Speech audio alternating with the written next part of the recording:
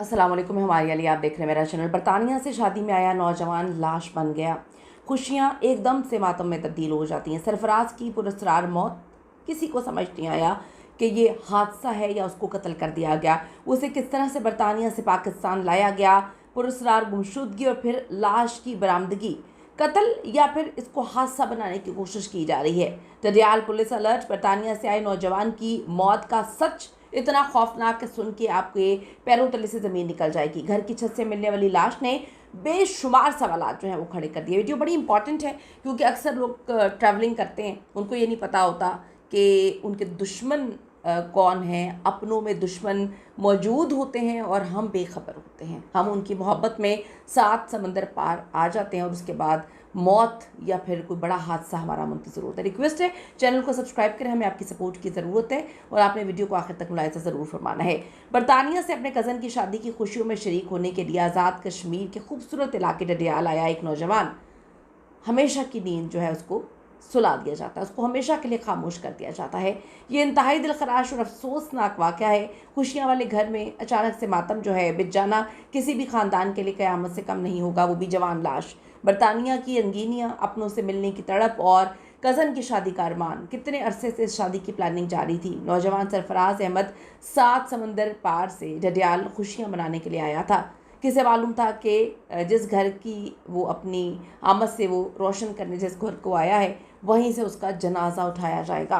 Doctor Bashir Ahmad का लख्ते जिगर सरफराज अहमद, जो चंद रोज़ कबल ही बरतानिया से आज़ाद कश्मीर पहुंचता है, गुज़िश्ता रोज़ पुरस्कार तौर पर लापता हो जाता है। घर वाले शादी की तैयारियों में मसरूफ़ थे कि अचानक से सरफराज के गायब होने की खबर ने सबको हिला के रख दिया, क्योंकि उसको इस इलाके के बारे में ज़्यादा इल्म भी नहीं था। बहुत कम आया करता था, उसे ज़्यादा पता नहीं था, तो उसका एकदम से गायब होना लोगों के लिए बाइस तशवीश था। तलाश शुरू हुई, दुआएं मांगी गई, मन्नतें मांगी गई, लेकिन कुदरत को कुछ और ही मंजूर था।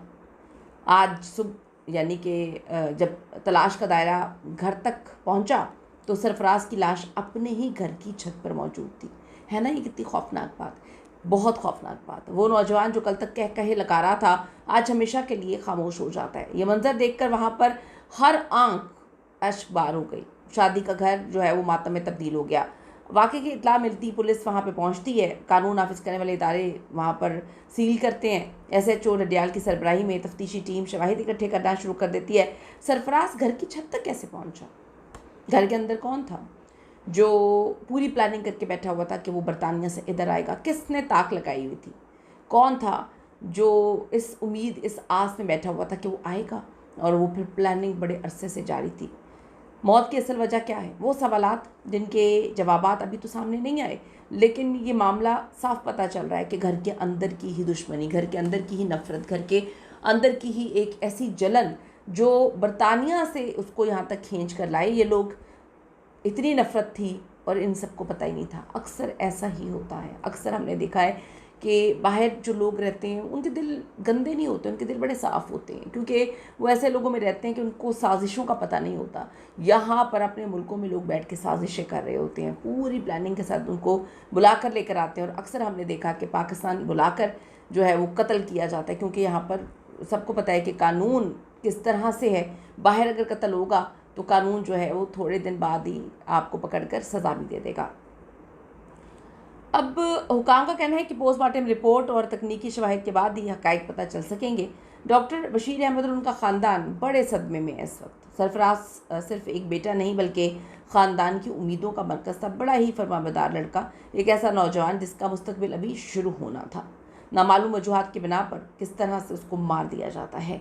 बरतानिया से वापसी पर उसके चेहरे की वो मुस्कुराहट अब सिर्फ तस्वीरों में और यादों में बाकी रह गई। उनके करीबी अजीज़ जो हैं वो बयान दे रहे हैं। डडियाल का ये सानहा पूरे इलाके में शौक की लहर जो है उड़ा चुका है। सबकी नज़र अब इस बात पे है कि किस दरिंदे ने कत्ल किया। हम भी बहुत अच्छे से जानते हैं, आप भी बहुत अच्छे से जानते हैं कि घर का अंदर कोई बंदा जिससे लंका ढाई है, भेदी वही जो घर से हो, किस तरह से उस मासूम लड़के को बुलाकर उसको मौत की वादी में फेंक दिया। इस पे अपनी कीमती राय ज़रूर दीजिएगा, क्योंकि हमने ऐसे बहुत सारे वाक़यात देखे हैं कि किस तरह से अपने ही अपनों के दुश्मन होते हैं। See you in the next video.